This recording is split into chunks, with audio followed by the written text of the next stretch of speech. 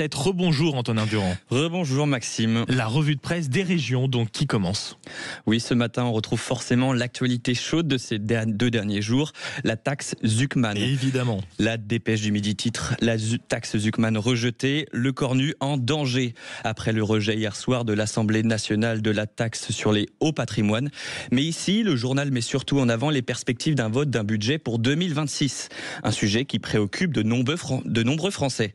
Selon le journal, 64% de la population anticipe un rejet du budget 2026, signe d'une confiance affaiblie envers l'exécutif, notamment en raison de la possible censure qui traîne encore et toujours au-dessus de la tête de Sébastien Lecornu et de son gouvernement. Et ça, c'était la dépêche du midi, mais alors, elle est là, mais on ne parle pas de la censure. De qui est là, Antonin ? Eh oui, qui est là ? C'est la fourmi fantôme qui est là, Maxime, et c'est elle qui fait la une de Midi Libre ce matin. Pas si étonnant le lendemain d'Halloween, me diriez-vous, mais oui, des fourmis fantômes ont été recensées pour la première fois à Montpellier. Une espèce tropicale qu'on retrouve généralement dans les pays chauds, mais la présence de cette fourmi a de quoi surprendre les habitants.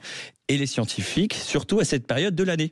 Jusqu'à présent, seule la ville de Toulouse avait recensé l'apparition de cet insecte, mais c'était en 2018. Toutefois, pas de panique, les nuisances de cette espèce de fourmi restent limitées. Alors, elles ne mordent pas et elles ne piquent pas non plus. Les habitants de Montpellier ont malgré tout commencé la chasse.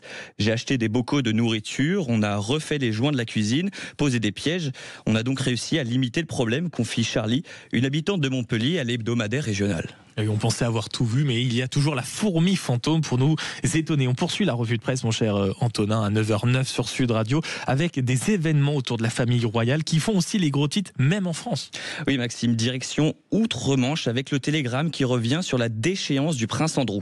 Cette annonce de la couronne intervient quelques jours après la publication, le 21 octobre, des mémoires de Virginia Giuffre, l'américaine qui l'a accusée d'agression sexuelle dans le cadre de l'affaire Epstein. Elle raconte avoir été utilisée comme esclave sexuelle par Jeffrey Epstein et avoir eu des relations sexuelles avec le prince Andrew à 3 reprises, dont une quand elle avait 17 ans. Le Télégramme rapporte que cette décision est saluée par une grande majorité des Britanniques. Elle était surtout inévitable pour la famille royale, alors que la presse anglaise souligne malgré tout une décision qui intervient tardivement. Et aujourd'hui, notamment pour ceux qui commencent cet effort, ce début du mois marque aussi le mois sans tabac, et on en parle un peu dans la presse régionale. Oui, Sud-Ouest fait sa une sur le sujet et plus généralement sur le marché du tabac qui s'essouffle. La cigarette ne fait plus tabac, titre le journal, alors qu'en effet, Maxime, le 1er novembre marque le début du mois sans tabac. C'est la 10e édition qui se déroule du 1er au 30 novembre avec un défi important pour les fumeurs, ne pas toucher à la cigarette pendant 30 jours. Alors, on peut se dire que les résultats sont significatifs puisque la France connaît une baisse historique du tabagisme. Ce phénomène touche principalement les jeunes et ce n'est pas réservé à l'Hexagone puisque nos voisins européens connaissent la même tendance.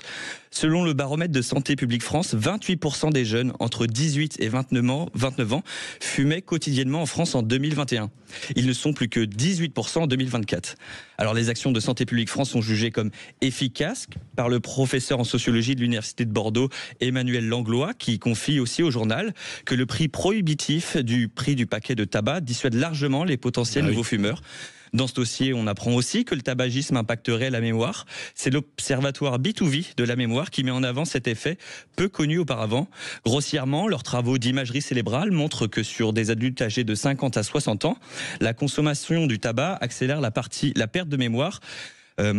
Alors, si tous les mauvais effets que vous connaissiez ne vous avaient pas déjà dissuadé d'arrêter de fumer, j'espère que celle-ci va vous convaincre définitivement. C'était la revue de presse des régions signée Antonin Durand. Merci beaucoup, mon cher Antonin. En effet, pour tous ceux qui sont en train d'essayer d'arrêter le tabac, eh bien oui, d'accord, c'est peut-être un peu compliqué, mais vous le faites pour votre bien. Il est 9h11, le journal des sports.